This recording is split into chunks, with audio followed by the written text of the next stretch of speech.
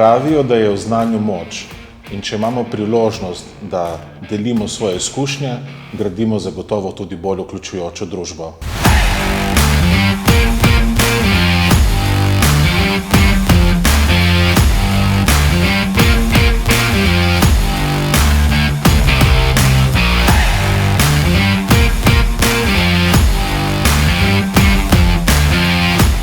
Zadovoljna sem, da smo uspeli do konca izpeljati program.